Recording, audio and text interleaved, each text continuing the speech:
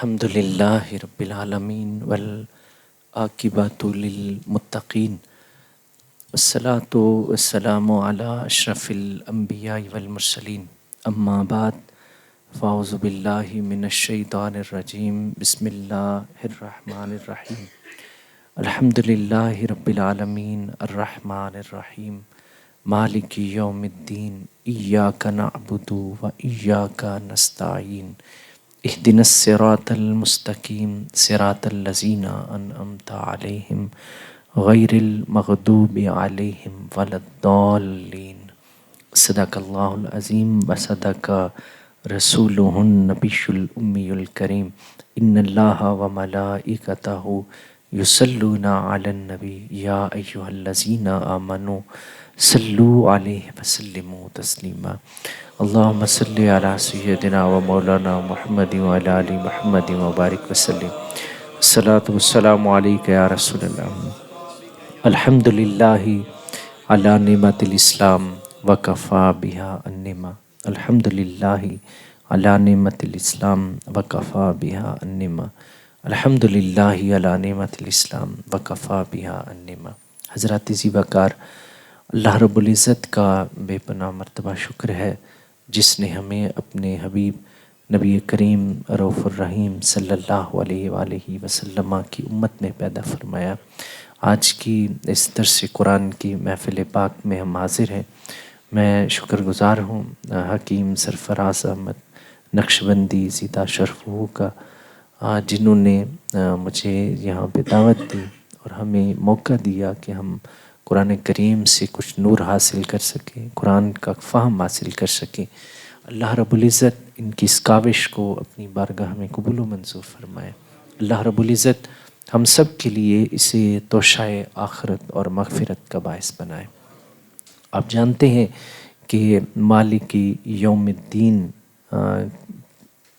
جس دن کا مالک اللہ رب العزت ہے، اور اس دن کے حوالے سے میں نے قرآن کریم نے ان کے جو نام تھے وہ آپ کے سامنے عرض کیے تھے۔ گزشتہ جو آیات بینات اور قیامت کے دن کے واقعات ہیں وہ آیات میں آپ کے سامنے پیش کر رہا تھا، اور اللہ رب العزت نے اس دن کی ایک نشانی یہ ارشاد فرمائی، یوم تبیض وجوہ وتسود وجوہ۔ قیامت کا دن ایسا دن ہے جس دن کچھ چہرے سیاہ ہوں گے اور کچھ چہرے روشن اور منور ہوں گے، اور روشن چہرے رسول اللہ کے غلاموں کے چہرے ہوں گے جنہوں نے رسول اللہ کے دین پہ عمل کیا، جو باوضو رہتے رہے، جنہوں نے زندگی میں اللہ کے ذکر کے ساتھ، اللہ کی یاد کے ساتھ اپنی گھڑیوں کو بسر کیا، اور وہ چہرے اس دن روشن اور منور ہوں گے، اور جو نافرمان ہیں ان کے چہروں پہ پھٹکار ہوگی، اور ان کی بدبختی کا عالم یہ ہے کہ اللہ نے دنیا میں بھی ان سے سجدے کا ذوق چھینا تھا، قیامت کے دن بھی اللہ کریم ان کو یہ سعادت نہیں بخشیں گے کہ وہ اللہ کے حضور جھک بھی سکیں۔ اللہ کریم نے یہ سعادت ہمیں دنیا میں عطا کی ہے کہ نماز کی ساتھ، نماز ایک ایسی عبادت ہے جو انسان کو نورانیت عطا کرتی ہے، اور قیامت کی نشانیوں میں سے ایک نشانی اللہ نے یہ بھی بیان فرمائی کہ اس دن کچھ ایسے لوگ ہوں گے یدعون الی السجود فلا یستطیعون، انہیں وہ سجدہ کرنے کا انہیں کہا جائے گا، وہ کوشش بھی کریں گے سجدہ کرنے کی، فلا یستطیعون، لیکن ہم ان سے وہ استطاعت ہی چھین لیں گے۔ ہم کہیں گے نہیں، یہ ہم ہر کسی کو تو مرتبہ نہیں عطا کرتے وہ ہمارے سامنے جھک سکے، ہمارے سامنے اس کی پیشانی زمین پہ لگ سکے۔ تو یہ قیامت کا ایک منظر ہے جس میں کچھ لوگوں کے چہرے روشن اور منور ہوں گے اور کچھ لوگوں کے چہرے سیاہ ہوں گے، اور اللہ نے قرآن کریم میں ایک اور جگہ پہ ارشاد فرمایا، کچھ لوگ ایسے ہوں گے جن کے چہرے وجوہ نادرات، ان کے چہرے اس طرح سے ہوں گے جیسے ایک پھول کھلا ہوتا ہے اور معطر اور منبر ہوتا ہے، اور وہ اپنے رب کی طرف دیکھ رہے ہوں گے اور میرا رب ان کی طرف دیکھ رہا ہوگا. تو وہ بڑا خوبصورت دن بھی ہے. کن کے لیے؟ الا ان اولیاء اللہ لا خوف علیہم ولا هم یحزنون. اور یہ ان کو اس دن کوئی خوف نہیں ہوگا. اللہ کے دوستوں کو اس دن ان کو کوئی حزن بھی نہیں ہوگا. یہ خوف اور حزن دو الگ الگ علامتیں ہیں. خوف کسی مستقبل کی چیز کو کہا جاتا ہے اور جو حزن ہے یہ بھی ایک کیفیت کا نام ہے. اس موضوع پہ پھر کبھی آپ سے گفتگو کریں گے. اللہ کریم فرماتے ہیں جو میرے دوست ہیں انہیں اس دن کوئی خوف نہیں ہوگا, انہیں کوئی حزن نہیں ہوگا, انہیں اپنے ماضی سے بھی کوئی خوف نہیں ہے, انہیں مستقبل کا بھی کوئی خوف نہیں ہے. وہ صاحب حال ہیں. وہ کیا ہیں؟ صاحب حال. آپ اکثر اصطلاح سنتے رہتے ہیں. صاحب حال بزرگ کہا جاتا ہے. بزرگ ہوتا ہی وہ ہے جو صاحب حال ہو, جو صاحب حال ہو, جس کو ماضی کی طرف بھی کوئی فکر نہ ہو, اس کو مستقبل کا بھی کوئی فکر نہ ہو. لا خوف علیہم ولا هم یحزنون. اور چونکہ اللہ انہیں اپنے یاد سے, اللہ کریم اپنی قربت سے, استطاعت سے ان کے قلوب کو بے خوف کر دیتا ہے. یہ دل سے خوف کا مقام کیا کون سا ہے؟ دل ہے. حزن بھی یہ دل میں پیدا ہوتا ہے. تو جن دلوں میں یاد الہی موجود ہو, جہاں اللہ کا نور موجود ہو, جہاں اللہ کی معرفت کے انوار و تجلیات موجود ہوں, وہ اپنے ماضی سے بھی بے فکر ہو جاتے ہیں, اپنے مستقبل سے بھی بے فکر ہو جاتے ہیں. اللہ کریم فرماتے ہیں الا ان اولیاء اللہ لا خوف علیہم ولا هم یحزنون. تو قیامت کے دن کی ایک نشانی یہ ہے کہ اس دن کچھ لوگوں کے چہرے انتہائی کری ہوں گے, ان پہ پھٹکار پڑی ہوگی, سیاہ ہو جائیں گے, اور کچھ چہرے ایسے ہیں جو روشن اور منور ہوں گے. کچھ انسان ایسے ہوتے ہیں جن کی صحبت انسان کو خوشی عطا کر دیتی ہے, اور کچھ لوگوں کی صحبت انسان کی طبیعت کو مقدر کر دیتی ہے, ان کی طبیعت کو عجیب قسم کا بجھل پن سا ہو جاتا ہے.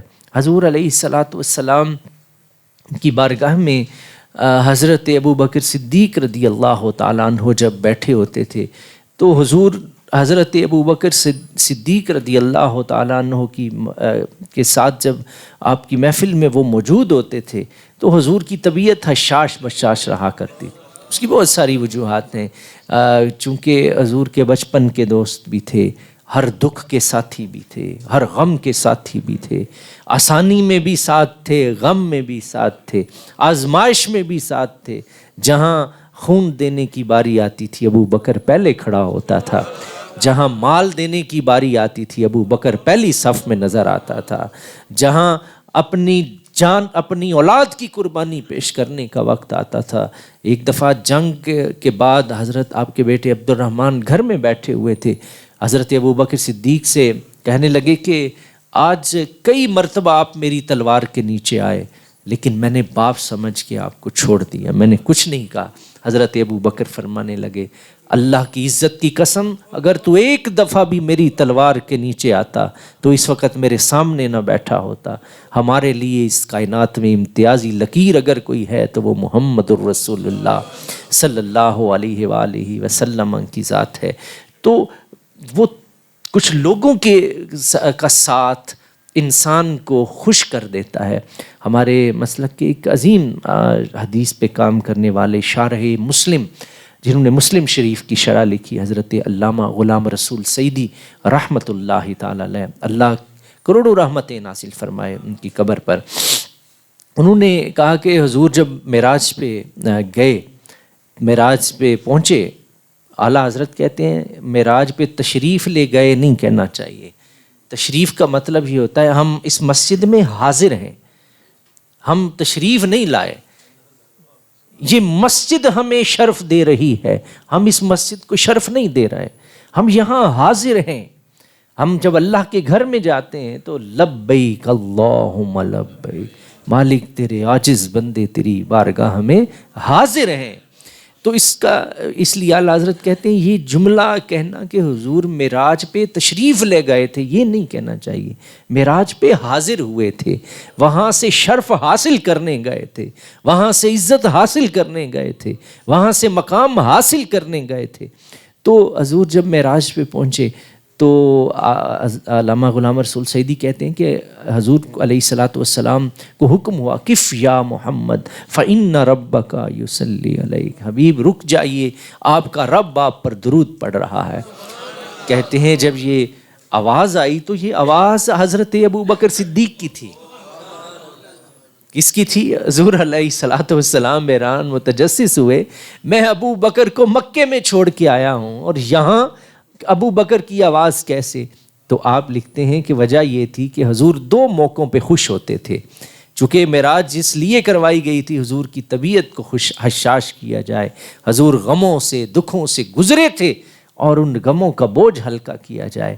تو اللہ رب العزت نے وہاں پر آواز لہجہ تو رب کریم کا تھا لیکن آواز ابو بکر صدیق رضی اللہ تعالیٰ عنہ کی تھی، کیونکہ حضور وحی اور حضرت ابو بکر کی معیت میں خوش ہوتے تھے. آسمان پر اللہ نے وحی کو بھی شامل کر دیا اور ابو بکر صدیق کی آواز کو بھی شامل کر دیا تاکہ محبوب کو راضی کیا جا سکے. تو کچھ لوگوں کی صحبت انسان کی طبیعت کو خوش و خرم کر دیتی ہے. آپ بھی، میرا بھی، ہر کسی کا زندگی میں ایک دوست ایسا ہوتا ہے جب انسان اس کے پاس بیٹھتا ہے تو وہ اس کے غم سارے ہلکے ہو جاتے ہیں، وہ اس کے ساتھ اپنے دکھ کی بات کرتا ہے، اپنے تکلیف کی بات کرتا ہے. حضرت آپ اشفاق صاحب کو جانتے ہوں گے، تلقین شاہ کے نام سے کبھی ریڈیو پہ ان کا پروگرام چلتا تھا. ہماری پیدائش سے پہلے یہ تلقین شاہ چلتا تھا. بزرگ جانتے ہیں جو پرانے ریڈیو سننے والے تھے. اشفاق احمد بڑا ایک پاکستان کی پڑھی لکھی ایلیٹ، ایجوکیشنل ایلیٹ کا بندہ تھا. کہتا ہے میں اٹلی میں پڑھا کے تھک گیا تھا، اس علم نے اب میری طبیعت اچاٹ ہو گئی تھی تو میں حقیقی علم جاننا چاہتا تھا. تو وہ کہتے ہیں کہ میں لاہور میں جب مجھے پتہ چلا کہ وہاں ایک خانقاہ ہے اور پیر فضل شاہ صاحب رحمۃ اللہ تعالیٰ علیہ، یہ نور والوں کا ڈیرا مشہور تھا، ممتاز مفتی بانو، یہ بہت بڑے پڑھے لکھے لوگ آپ کی خانقاہ پہ جایا کرتے تھے. اللہ نے علم لدنی عطا فرمایا تھا حضرت پیر فضل شاہ صاحب رحمۃ اللہ تعالیٰ علیہ کی ذات والا صفات کو. کہتے ہیں میں آپ کے پاس پہنچا، میں نے حضور سے، اپنے پیر صاحب سے، پیر فضل شاہ صاحب رحمۃ اللہ تعالیٰ علیہ سے سوال کیا. میں نے کہا حضرت ولی کس کو کہتے ہیں؟ اور مجھے کوئی کتابی جواب نہیں چاہیے، کتابی جواب مجھے سارے آتے ہیں کہ ولی کس کو کہتے ہیں، مجھے کوئی کتابی جواب چاہیے نہیں، مجھے بتائیے ولی کسے کہتے ہیں. کہتے ہیں میرے حضرت نے ارشاد فرمایا کہ اشفاق ولی مونڈے کو کہتے ہیں، ولی مونڈے کو کہتے ہیں. کون سا مونڈا؟ جس پہ سر رکھ کر انسان اپنے دکھ بیان کر سکے، کہتے ہیں اسے ولی کہتے ہیں.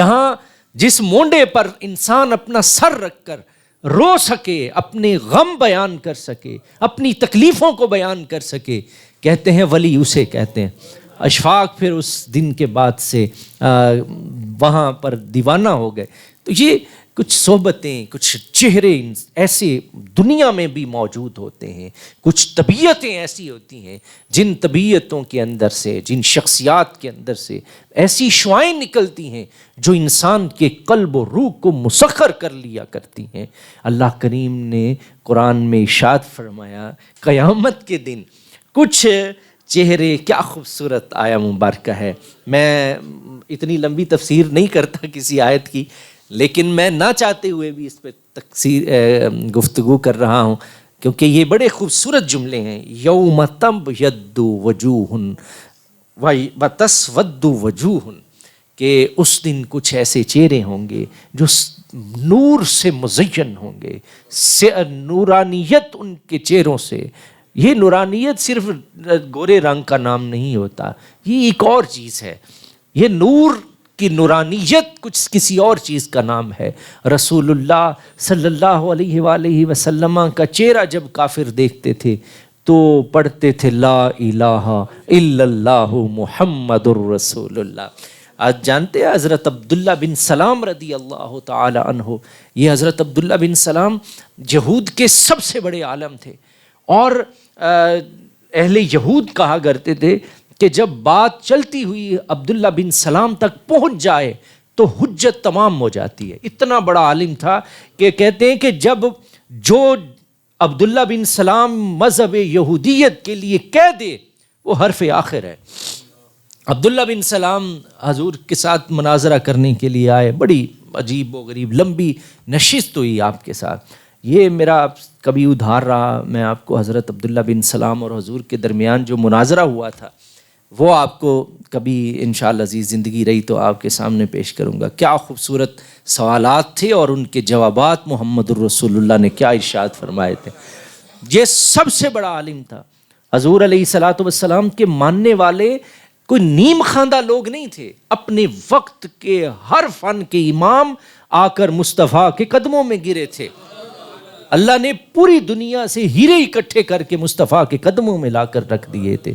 تو یہ یہودیت کے سب سے بڑے عالم تھے۔ آ کے سوال و جواب ہو گئے، جب ہو گئے تو جب آئے تھے تو کسی نے انہیں نصیحت کی تھی، عبداللہ بن سلام حضور کے چہرے کی طرف آنکھ بھر کے نہ دیکھنا، مناظرہ بے شک کرنا، علمی دلائل بے شک دینا، لیکن اس کے چہرے کی طرف نہ دیکھنا غور کر کے۔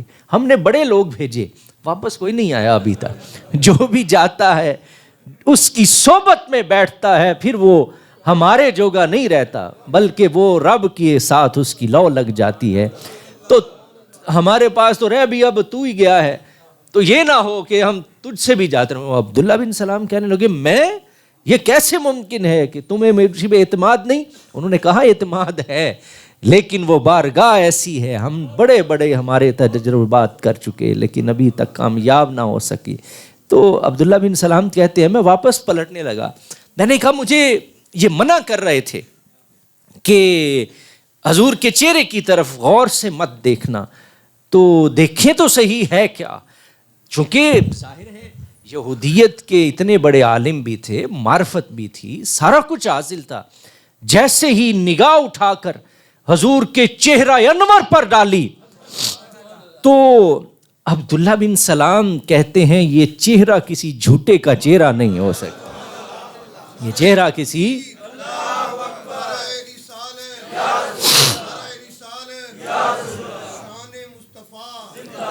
عبداللہ بن سلام اس وقت جب آپ کا چہرہ انور دیکھا، چہرہ مصطفیٰ کا دیکھا، لیکن اقرار کس کا کیا؟ اللہ رب العزت کا۔ میں آپ کو یہی بات سمجھانا چاہ رہا تھا کہ دیکھتے رسول اللہ کو تھے اور مانتے اس کے رب کو تھے۔ اسے انوار و تجلیات کہا جاتا ہے۔ تو قیامت کے دن کئی چہرے سفید ہوں گے، کئی چہرے سیاہ ہوں گے۔ یوم ینفخ فی الصور، اس دن سور میں پھونکا جائے گا، ایک آواز آئے گی، وہ آواز ہر چیز کو ہلا کے رکھ دے گی۔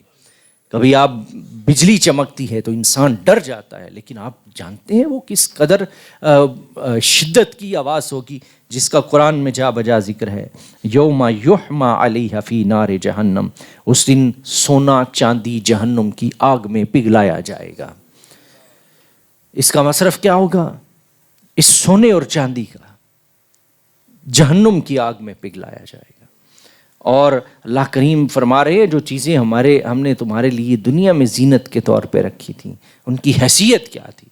تم نے اپنا ایمان اس سونے کے پیچھے غارت کر لیا، اس سونے کے پیچھے تم نے، اپنے چاندی کے پیچھے تم نے کتنا کچھ اپنا برباد کیا، کتنے دھوکے کیے، کتنی کاٹ لی، کتنا اصلی سونا دیا، کتنی کھوٹ دی اس میں۔ یہ ساری چیزیں جن کے لیے ایک ایک چھوٹی چھوٹی وہ تولے کے لیے تم نے اس قدر بے ایمانی کی، اس کی ہمارے ہاں کوئی حیثیت نہیں ہے۔ ہم اسے جہنم کی آگ میں اس دن پگھلایا جائے گا۔ یوم ینفع الصادقین صدقہم، اور اس دن سچوں کو ان کی سچائی نفع دے گی، سچوں کو ان کی سچائی نفع دے گی۔ یا ایھا الذین آمنوا اتقوا اللہ وکونوا مع الصادقین، وَاذْكُرْ فِي الْكِتَابِ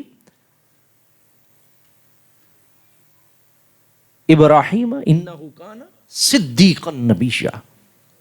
اللہ نے اپنے لیے صدق کو پسند کیا ہے. اپنا تعارف بھی کروایا تو فرمایا تمہارے رب سے بڑا سچا اس کائنات میں کون ہو سکتا ہے. حضرت ابراہیم حضرت ادریس کا ذکر کیا, انہیں صدیق کہا. صدق یہ کتنی بڑی نعمت ہے اللہ کی کہ انسان کو راست گوئی مل جائے. لعنت اللہ علی الکاذبین, جھوٹوں پر اللہ نے لعنت کی ہے.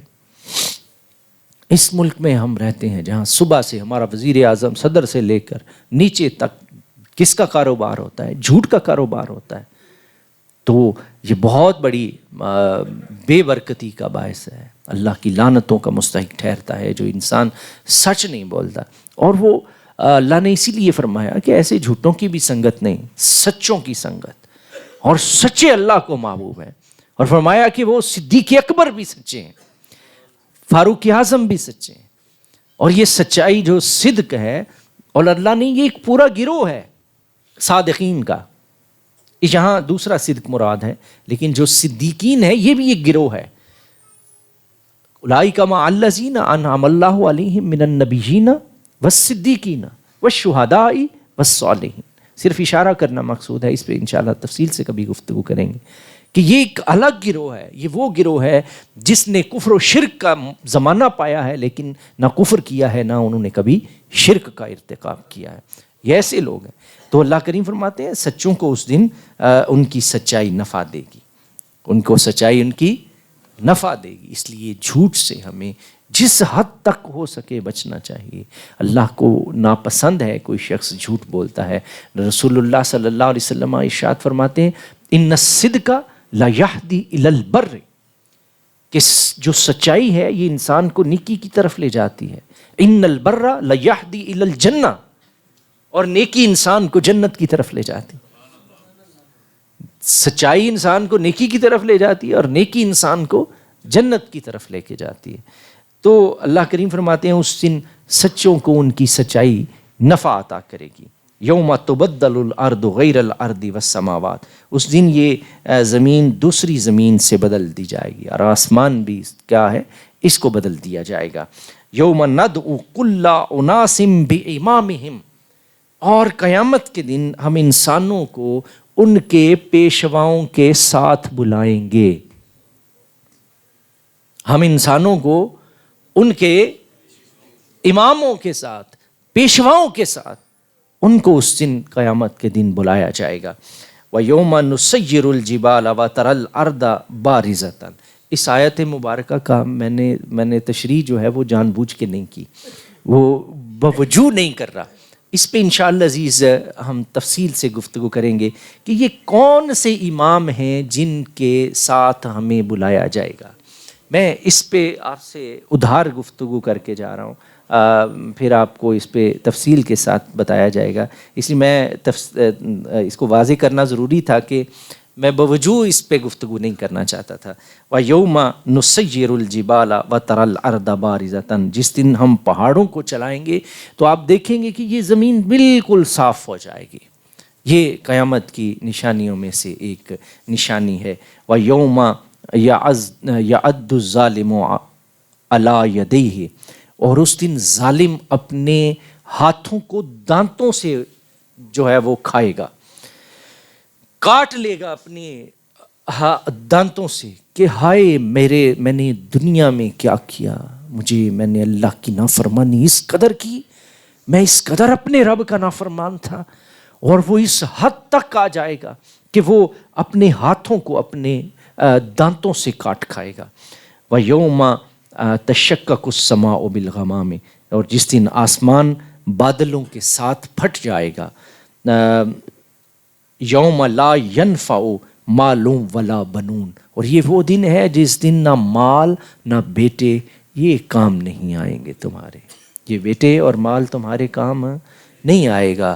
رسول اللہ فرماتے ہیں ایک ماں اپنا شیر خوار بچہ اٹھائے ہوئے آئے گی, اللہ سے کہے گی مالک اسے جہنم میں پھینک دے, مجھے جنت میں پہنچا دے. اس قدر شدت کا دن ہے کہ اولاد کو قربان کرنے کے لیے ماں تیار ہے، اسے آگ میں پھینکنے کے لیے تیار ہے۔ دنیا کی کون سی ماں ہے جو اپنے دودھ پیتے بچے کو آگ میں پھینک دے؟ وہ سخت سے سخت دل، پتھر سے پتھر دل بھی ماں دنیا میں کوئی ایسی نہیں۔ وہ چھوڑ دیتی ہے، لیکن وہ کہتی ہے چلو میری اولاد کو کوئی پال لے گا، اس کو جوان کر لے گا، لیکن ایسا نہیں ہوتا اس دنیا میں بھی۔ لیکن وہ ایسا دن ہے جس دن ماں اللہ سے عرض کرے گی مالک اسے جہنم میں پھینک دے اور میری بخشش فرما دے، میرے گناہ معاف کر دے۔ یوم لا ینفع مال ولا بنون، اللہ کریم فرماتے ہیں اس دن یہ مال کام نہیں آئے گا۔ مال کون سا کام آئے گا؟ وہ مال کام آئے گا جو دنیا میں اللہ کی خاطر خرچ کیا ہوگا۔ اور رسول اللہ صلی اللہ علیہ وسلم نے ایک دن بکری ذبح کی، تو جب بکری میں سے کچھ گوشت بچ گیا تو ازواج مطہرات کہنے لگی یا رسول اللہ یہ اتنا حصہ بچ گیا ہے۔ حضور نے فرمایا یہ نہیں بچا، بچا وہ ہے جو تقسیم کر دیا ہے، یہ نہیں بچا۔ کون سا ہمارے لیے وہ بچ گیا، کس کا ہمیں اجر ملا؟ وہ جو تقسیم کیا ہم نے اس کا اجر کی صورت میں اللہ کریم رسول اللہ نے ارشاد فرمایا سے ازواج مطہرات سے وہ بچ گیا ہے۔ تو دنیا کا بھی وہی مال بچے گا کون سا جو ہم زکوٰۃ کی صورت دے رہے ہیں، صدقات کی صورت دے رہے ہیں، یتیموں، بیواؤں، مسکینوں، مجبوروں کی مدد کر رہے ہیں۔ یہ سارا کچھ جمع ہوتا جائے گا۔ یہ کیا ہوگا؟ یہ جمع ہوتا چلا جائے گا۔ یہ ہے اصل مال جو نفع بخش مال ہے۔ وَمِمَّا رَزَقْنَاهُمْ يُنْفِقُونَ، اللہ کریم نے قرآن میں اہل ایمان کی صفت بیان کی۔ اہل ایمان وہ ہیں جو ہمارا دیا ہوا رزق خرچ کرتے ہیں۔ انہیں یہ بھی بتایا کہ یہ جو رزق تمہارے پاس ہے یہ نہ سمجھنا کہ یہ تمہارے ہاتھوں کی کمائی، کہنا میرے ہاتھوں کی کمائی ہے جی، میرے ابے نے بھی نہیں کچھ بھی کیتا، میرے بھرا بھی ہیں جی سنسارے تے میرے ہاتھوں کی کمائی۔ میں سیالکوٹ رام تلائی بازار تھا، وہاں ایک دکان کے افتتاح کے لیے پہنچے۔ میں گیا تو وہ جو شخص تھا جس نے دکان بنائی تھی وہ سارے تاجر اکٹھے تھے رام تلائی بازار کے، بڑے بڑے جو ہول سیلر ہیں۔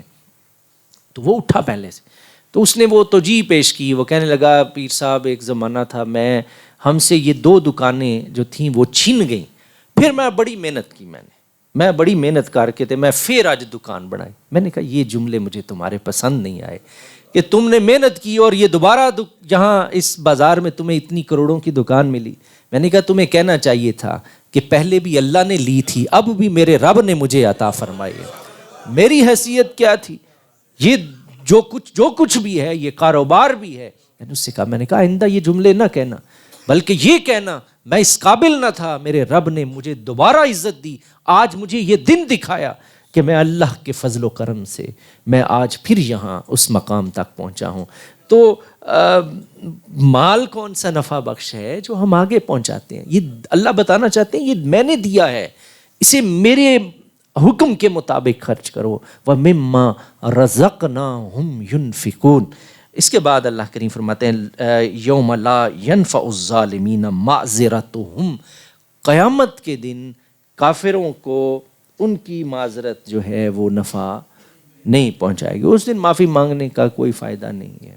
عمر تو گزری عشق بتا میں مومن، آخری وقت میں خاک مسلمان ہوں۔ اس وقت نہیں یہ مانا جائے گا کہ کیا آپ کہہ رہے ہیں۔ تو یوم مالکی یوم الدین، یہ قیامت کے احوال پہلے میں نے آپ کے سامنے قرآن کریم نے جو نام ذکر کیے تھے وہ آپ کے سامنے پیش کیے، اور آج میں نے آپ کے سامنے قرآن کریم نے جو احوال تھے قیامت کے کہ اس دن ہوگا کیا، یہ قرآن کریم کی آیات بینات سے، یہ اس آیت مبارکہ پر ہمیں تقریباً 4 دروس لگے ہیں۔ اس کو اتنی تفصیل سے بیان کرنے کا مقصد یہ تھا کہ ابھی ہم اس کے بعد 29واں اور 30واں پارہ شروع کریں گے۔ تو 29واں اور 30واں پارہ یہ اس مضمون کے ساتھ ہی جڑا ہوا ہے۔ تو ہم یہاں سے ہی سیدھا، میرا اصول ہے کہ میں سورہ بقرہ کی طرف بعد میں آتا ہوں، چونکہ بہت ساری چیزیں 29ویں اور 30ویں پارے میں ہم سیکھ چکے ہوں گے، تو اس لیے پھر سورہ بقرہ کو سمجھنا آپ کے لیے مشکل نہیں رہے گا، وہ آسان ہو جائے گا۔ اور یہ 4 دروس قیامت کے احوال کے حوالے سے اسی لیے ذکر کیے کہ آگے جا کے اس کا تکرار ہے۔ اللہ نے 2 سپارے نازل کیے ہیں منکرین قیامت کو دلائل دینے میں۔ میرا رب ڈنڈے سے نہیں منواتا، وہ دلائل دیتا ہے۔ اب دنیا دلائل کی دنیا ہے۔ اللہ کریم نے فرمایا بھئی دیکھ لو، ہم دلائل دے رہے ہیں، اس کے بعد لا اکراہ فی الدین، اس دین میں جبر نہیں ہے، ہم دلیل دیں گے تمہیں پسند آئے ٹھیک ہے۔ اور اللہ نے بڑے سے بڑے دماغ سے لے کر چھوٹے سے چھوٹے دماغ تک اللہ نے رب العزت نے ان منکرین کو سمجھایا ہے، بڑے پیار سے بھی اور ان کو وہ سختی کے ساتھ بھی، سارے جلال بھی، جمال بھی، نورانیت بھی سارا کچھ اللہ کریم نے دکھایا ہے۔ تو انشاءاللہ عزیز ہم 29واں اور 30واں پارہ جب شروع کریں گے تو اس میں آپ دیکھیں گے کہ کچھ صورتیں اللہ نے جوڑا نازل کی ہیں، کچھ 4 صورتیں ایک جیسی نازل کی ہیں۔ یعنی اس قدر رب کریم نے لوگوں کو قائل کرنے کی کوشش کی ہے، اس قدر اللہ رب العزت نے دلائل قرآن کریم میں نقل فرمائے ہیں۔ ہم تو میں آپ کو 1 دفعہ بات سمجھاتا ہوں، آپ سمجھیں ٹھیک ہے، 2 دفعہ سمجھا لوں گا، 3 دفعہ سمجھاؤں گا، پھر میں کہوں گا نہیں چلو پھر کسی وقت تو سمجھو لا نہیں۔ میرے رب کریم نے تقریباً 24,000 سے زائد مرتبہ جبریل کو اس زمین پر بھیجا تاکہ ان بندوں کو قائل کیا جا سکے۔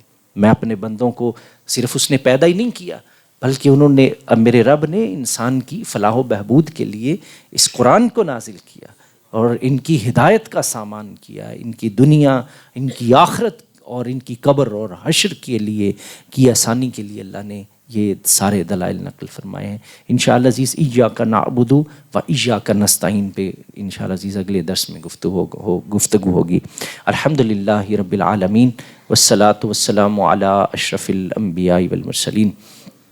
اللہم صلی علی سیدنا و مولانا محمد وعلی آل محمد وبارک وسلم۔ ربنا ظلمنا انفسنا وان لم تغفر لنا وترحمنا لنکونن من الخاسرین۔ ربنا اغفر لی ولوالدی وللمؤمنین یوم یقوم الحساب۔ رب اغفر وارحم وانت خیر الراحمین۔ میرے مالک اپنے حبیب نبی کریم صلی اللہ علیہ وسلم آندے تو فعل اس درس قرآن نو اپنی بارگاہ چ قبول و منظور فرما، اس تے معاونین، منتظمین، حاضرین تے اپنی بے بہا رحمت، کرم اور فضل فرما۔ حکیم سرفراز صاحب نو میرے مالک دن دگنی رات چگنی ترقی عطا فرما، میرے مالک روحانی ترقی عطا فرما، میرے مالک انہاں دے خاندان تے اپنی بے بہا رحمت، کرم اور فضل فرما۔ میرے مالک جوڑے پریشان حال نے سب دیاں پریشانیاں دور فرما۔ مالک بے روزگار نے باعزت روزگار عطا فرما۔ میرے مالک جڑے ماں باپ دے بچے بچیاں دے رشتیاں مشکلات نے آسان فرما، جڑے بے اولاد نے میرے مالک صالح اولاد عطا فرما۔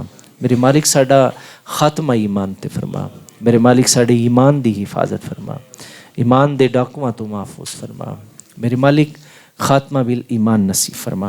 صلی اللہ تعالی خیر خلقہ محمد وعلی آلہ و اصحابہ اجمعین برحمتک یا ارحم الراحمین۔